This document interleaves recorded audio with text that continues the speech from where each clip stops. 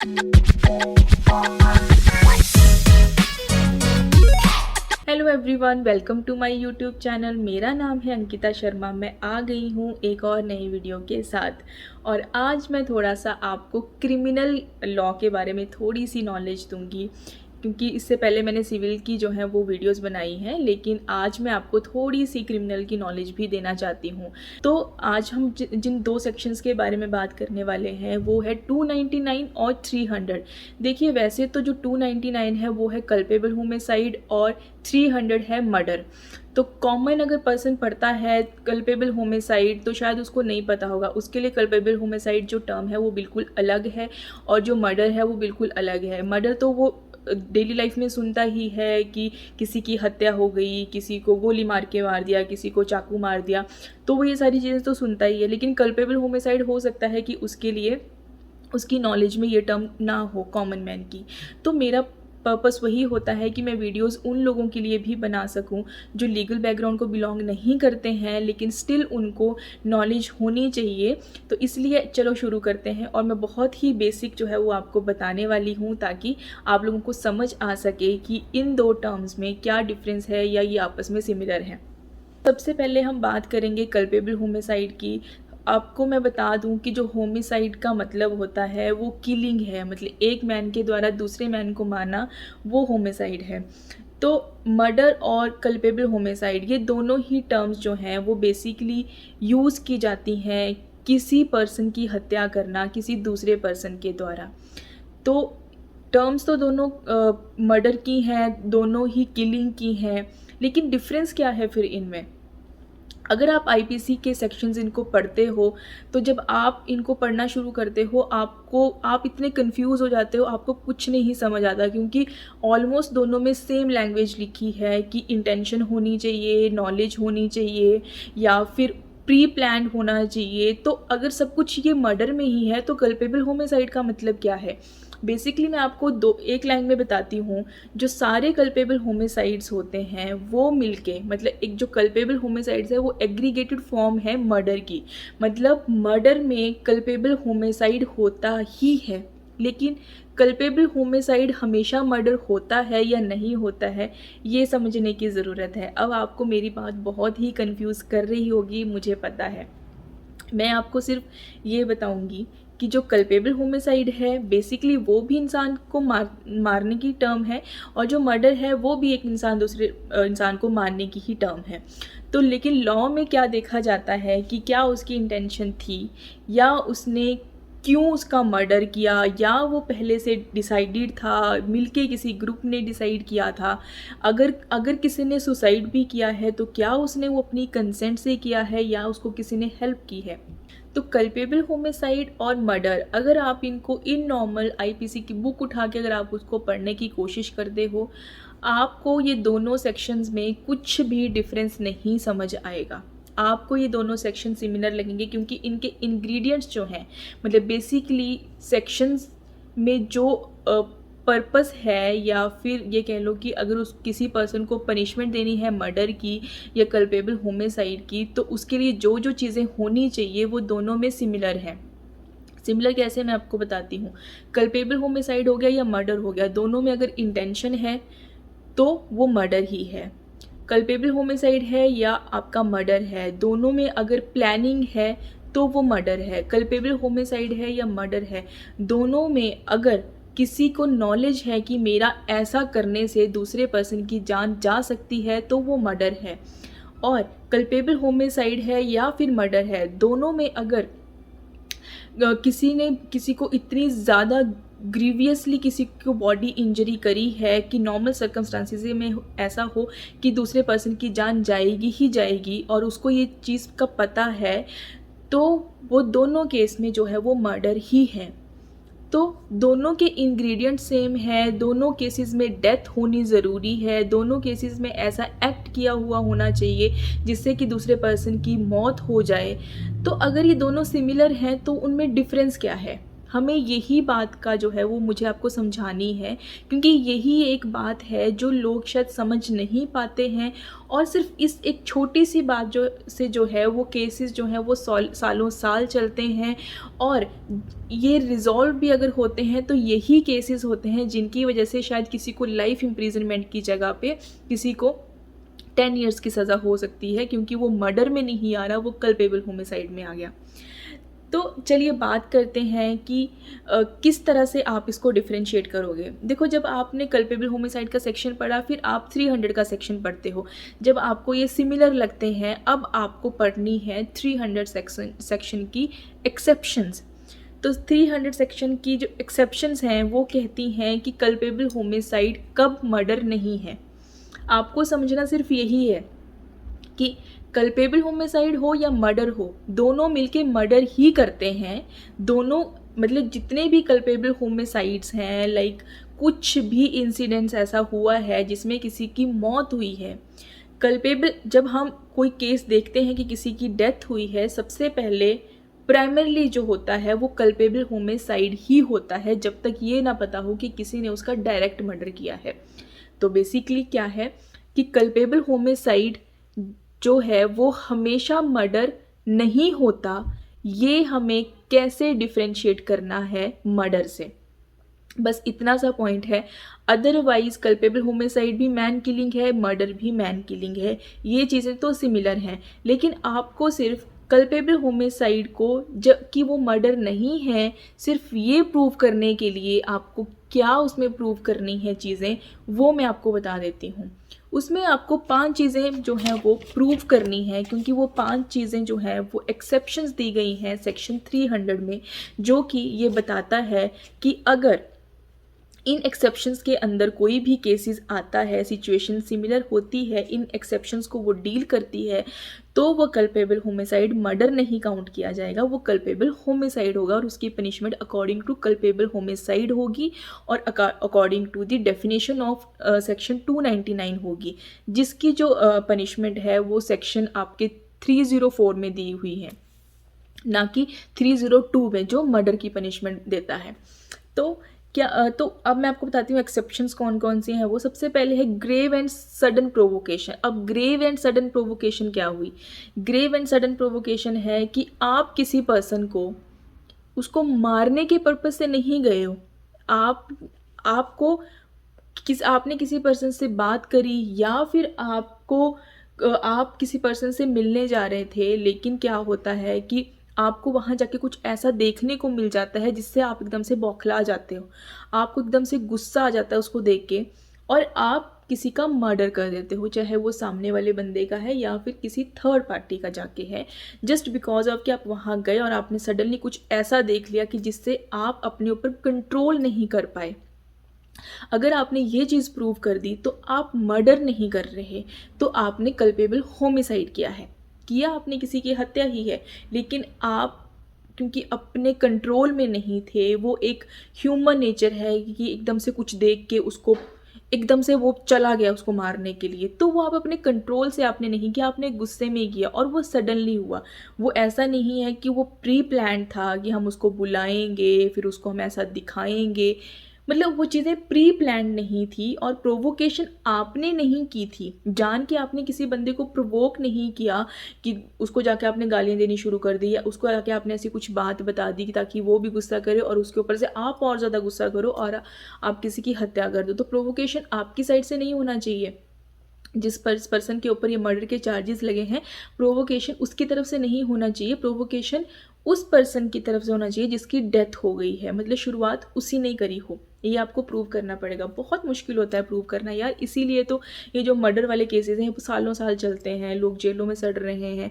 कई बार इनोसेंट लोग होते हैं जो जेलों में सड़ रहे होते हैं, लेकिन कई बार वो भी होते हैं जिन्होंने एक्चुअल में जानबूझ के चीज़ें करी हैं, स्टिल वो इस पॉइंट को लेके अपने मैटर प्रूव करना चाह रहे हैं या कर रहे हैं। तो ये बहुत सारी चीज़ें हैं, अब इसीलिए तो केसेस यार लंबे लटकते हैं। हम तो बोल देते हैं कि जजेस क्या करें, पर ultimately they are human beings, उनको बहुत सारी चीज़ें सोचनी पड़ती हैं। ये भी सोचते हैं कि किसी को कुछ गलत ना हम जो है वो पनिशमेंट दे दें। तो बहुत सारी चीज़ें होती हैं, लेकिन स्टिल मैं आपको सिर्फ एक नॉलेज के पर्पज़ से बता रही हूँ। दूसरा आपका पॉइंट है सेल्फ़ डिफेंस में। सेल्फ़ डिफेंस में अगर कोई पर्सन दूसरे पर्सन की हत्या कर देता है तो वो भी कल्पेबल होमिसाइड में ही आता है, वो मर्डर में नहीं आता। क्योंकि सेल्फ़ डिफेंस में क्या है, सेल्फ़ डिफेंस ये है कि दूसरा पर्सन जो है वो आपको मारने को दौड़ा है, अब आपको अपने आप को बचाने के लिए आपने उसको हिट किया।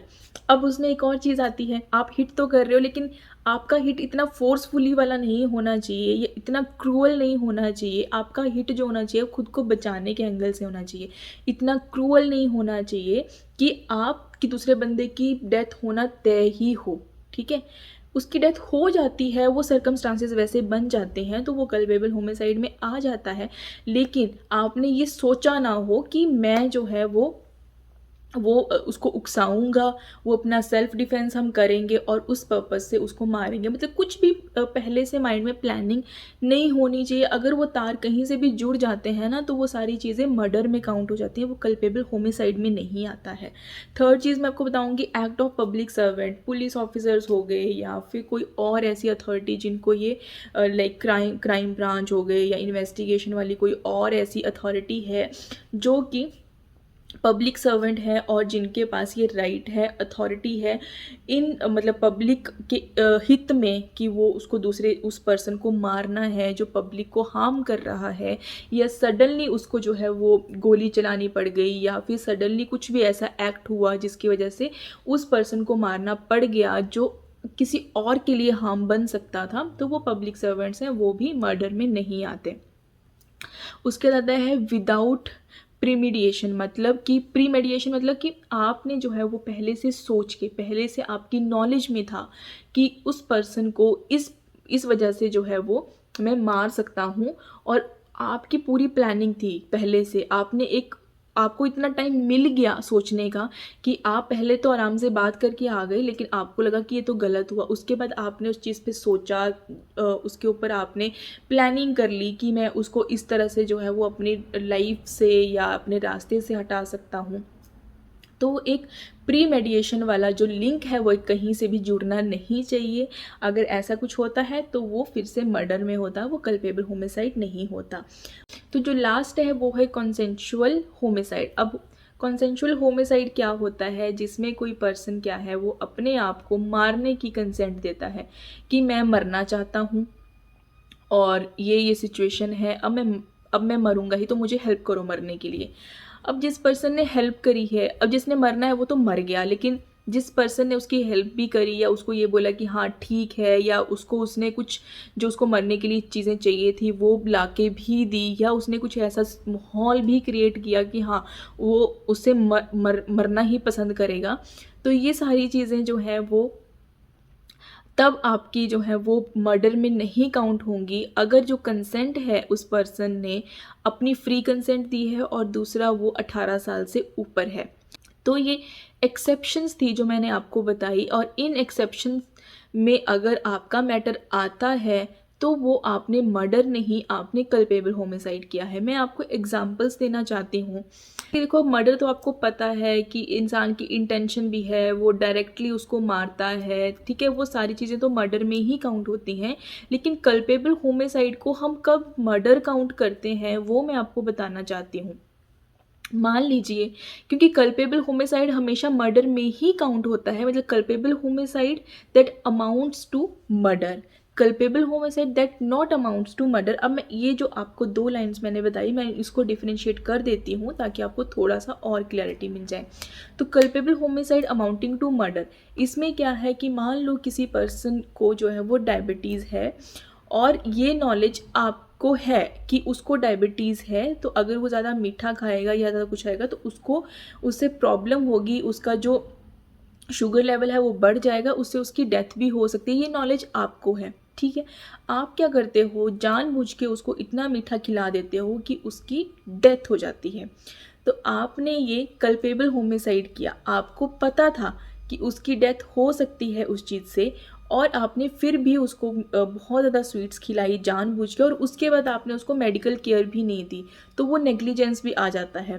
तो ये सारी चीज़ें जो है वो मिलके, ये कल मैंने आपको बताया ना कि मर्डर में जो चीज़ें हैं वो कल्पेबल होमिसाइड वाली सारी काउंट की जाती हैं, क्योंकि वो मिलके ही एक मर्डर करता है। तो ये एक सिचुएशन है that is culpable homicide that amounts to murder. मतलब आपने उसको गोली नहीं मारी, आपने उसको चाकू नहीं मारा, लेकिन आपकी नॉलेज में था कि वो डायबिटीज़ उसको है, तो आपने उसको स्वीट्स खिलाई और जिससे उसकी तबीयत खराब हुई और आपने उसको मेडिकल भी प्रोवाइड नहीं किया। तो culpable homicide that amounts to murder, मतलब कि नॉलेज है, इंटेंशन है आपकी उसको मारने की, इसीलिए आपने ऐसा एक्ट किया कि उससे उसकी बॉडी में हार्म हुआ, उसको अंदर से प्रॉब्लम हुई और उसका शुगर लेवल बढ़ गया और जिसकी वजह से उसकी डेथ हो गई। तो ये वाले सिचुएशंस होती हैं जहाँ पे culpable homicide that amounts to murder में आता है। लेकिन दूसरी बात ये थी कि एक नॉर्मल पर्सन है, आपने उसको इतनी मिठाई खिला दी कि उससे उसका शुगर लेवल तो बढ़ गया, ठीक है, लेकिन that not amounts to murder in a normal cases. मतलब नॉर्मल केसेस में अगर आप किसी को इतना ज़्यादा मीठा खिला देते हो तो हर बंदा नहीं मरेगा, क्योंकि उसको शुगर की प्रॉब्लम नहीं है, हर बंदा नहीं मरेगा इतनी मिठाई खाने से। तो वो culpable homicide that not amounts to murder, मतलब कि नॉर्मल पर्सन को अगर आप इस पर्पस से खिलाना चाह रहे हो, इस प्लानिंग से खिलाना चाह रहे हो कि उसकी डेथ हो जाए, या फिर आप उसको इतना ज़्यादा मारते हो, हड्डियाँ उसकी तोड़ देते हो, तो जो पर्सन ऑलरेडी मेडिकल कंडीशंस में है कि उसकी टांग पे मारने से उसको उसके ब्रेन में फ़र्क पड़ जाएगा, या फिर वो ऑलरेडी अंदर से इतना वीक है कि अगर आप अभी उसको मारोगे, उसको कोई बॉडी इंजरी करोगे, मतलब गोली नहीं मारोगे, चाकू नहीं मारोगे, लेकिन कोई ऐसी बॉडी इंजरी कर दोगे जिससे कि नॉर्मल सर्कमस्टांसिस में अगर कोई नॉर्मल पर्सन है वो तो बच जाएगा, लेकिन कोई मेडिकली ऑलरेडी वीक पर्सन है तो उसको प्रॉब्लम होगी। तो जो वीक पर्सन है उसके टाइम पे आप culpable homicide that amounts to murder करते हो, लेकिन जो नॉर्मल पर्सन के टाइम पे जब आप ये चीज़ करते हो तो वो culpable homicide that not amounts to murder, मतलब कि उस बॉडीली इंजरी से उसको मरना नहीं चाहिए था लेकिन वो मर गया है, ठीक है। तो दैट नॉट अमाउंट्स टू, मतलब कि इन अमाउंट अगर हम उसका देखें जो उसने एक्ट किया है पर्सन ने, तो वो एक मरने लायक एक्ट नहीं था, लेकिन स्टिल उस पर्सन की जो है वो डेथ हुई है, तो वो कल्पेबल होमिसाइड में आ जाता है। ये है पनिशमेंट जो है वो कल्पेबल होमिसाइड की क्या है और मर्डर की क्या है वो भी आप लोगों को पता होनी चाहिए। तो अगर आपका मैटर कल्पेबल होमिसाइड में आ जाता है, मतलब आप प्रूव कर देते हो कि that was not the murder but just a culpable homicide, just नहीं होता, culpable homicide is also a man killing, इसमें जस्ट जैसी कोई चीज़ नहीं है, सॉरी। कल्पेबल होमिसाइड में भी लाइफ इम्प्रिजनमेंट हो सकती है, लेकिन कल्पेबल होमिसाइड में बेसिकली 10 ईयर्स इम्प्रिजनमेंट होती है और फाइन पड़ता है। लाइफ इम्प्रिजनमेंट बहुत ही रेयरेस्ट ऑफ रेयरेस्ट केसेस में होती है। केसेस यार जो बाकी चीज़ें हैं ना, मतलब जो डिसाइड करना है इम्प्रिजनमेंट या कुछ लॉ के दायरे में रह के जो वो जजेस डिसाइड करते हैं, लेकिन उसके पीछे एक बहुत लंबा प्रोसेस होता है डिसाइड करने का कि क्यों उसको लाइफ इम्प्रिजनमेंट मिलनी चाहिए, क्यों उसको 10 ईयर्स की इम्प्रिजनमेंट मिलनी चाहिए। लेकिन अगर मैटर कल्पेबल होमिसाइड में डिसाइड होता है तो मैं आपको पनिशमेंट बता देती हूँ, लाइफ इम्प्रिजनमेंट और 10 ईयर्स इम्प्रिजनमेंट है with fine, okay. And murder की जो है वो 302 जिसमें बताते हैं, जिसमें डेथ पेनल्टी भी मिल सकती है आपको, और लाइफ इम्प्रिजनमेंट और फाइन। तो ये डिफरेंस है जो मैं बताना चाह रही थी आपको। आई होप आपको थोड़ा सा समझ ज़रूर आया होगा। तो अगर आया है तो प्लीज़ वीडियो को लाइक ज़रूर करना, एक होप बनती है, एक थोड़ा सा अंदर से मोटिवेशन आती है नए टॉपिक को लेकर आने की। सो आज के लिए बाय बाय, मिलती हूँ मैं नेक्स्ट वीडियो में, बाय बाय।